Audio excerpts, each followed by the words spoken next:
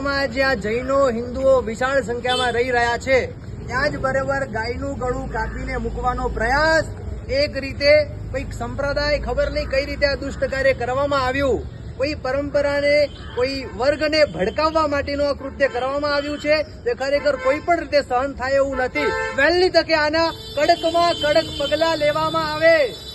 સરકારને સૂચન કરો, પ્રશાસનને સૂચન કરો, આ કોઈ પણ રીતે સહન થાય તેવું નથી.